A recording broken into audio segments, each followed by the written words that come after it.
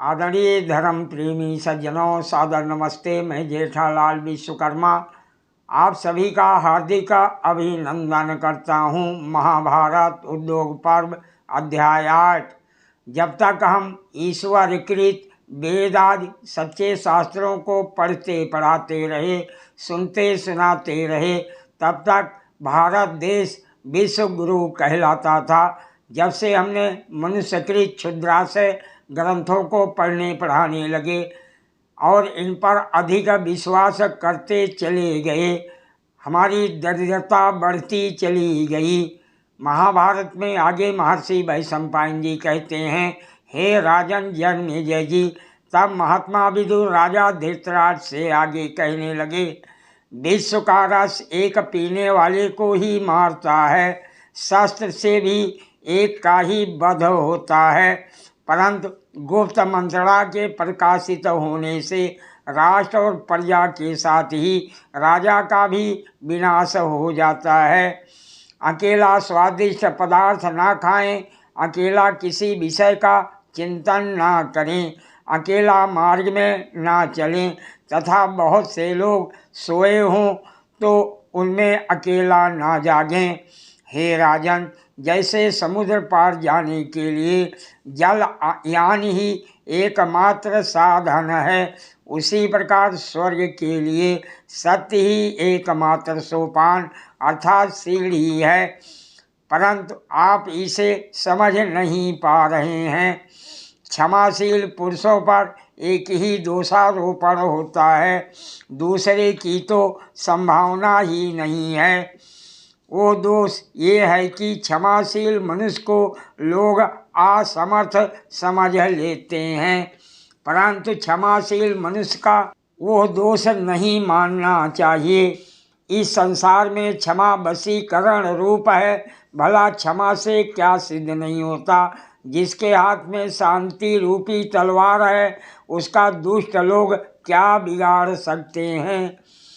तीर्ण रहित स्थान में गिरी हुई अग्नि अपने आप बुझ जाती है। क्षमाहीन मनुष्य अपने को तथा दूसरे को भी दोष का भागी बना लेता है। केवल धर्म ही परम कल्याण कारक है। एकमात्र क्षमा ही शांति का सर्वश्रेष्ठ उपाय है। एक विद्या ही परम संतोष देने वाली और एकमात्र हिंसा ही परम सुख देने वाला गुण है।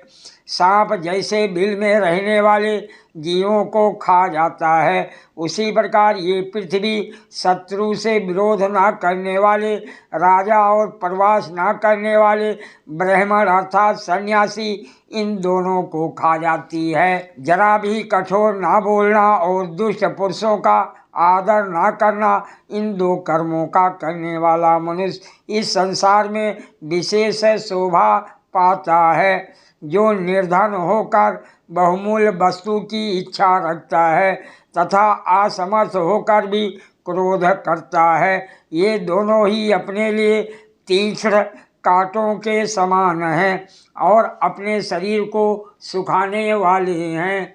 दो ही अपने विपरीत में कर्म के कारण संसार में शोभा नहीं पाते। आकर्मण्य अर्थात कर्म ना करने वाला गृहस्थ और परपंच में लगा हुआ सन्यासी, हे राजन, शक्तिशाली होने पर भी, क्षमाशील और निर्धन होने पर भी दानशील, ये दो प्रकार के मनुष्य स्वर्ग से भी ऊपर स्थान पाते हैं।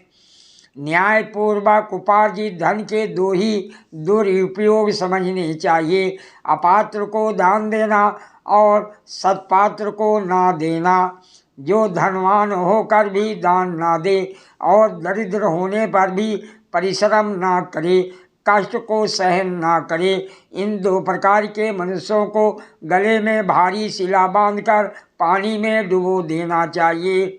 हे पुरुष श्रेष्ठ, योग युक्त सन्यासी और संग्राम में शत्रुओं के सम्मुख युद्ध करके मरने वाला योद्धा, ये दो प्रकार के मनुष्य सूर्य मंडल को भेद कर ऊर्ध्व गति को प्राप्त होते हैं। हे राजन, उत्तम, मध्यम और अधम, ये तीन प्रकार के मनुष्य होते हैं। इनको यथायोग तीन ही प्रकार के कर्मों में लगाना चाहिए। सादर प्रणाम। जय श्री कृष्ण।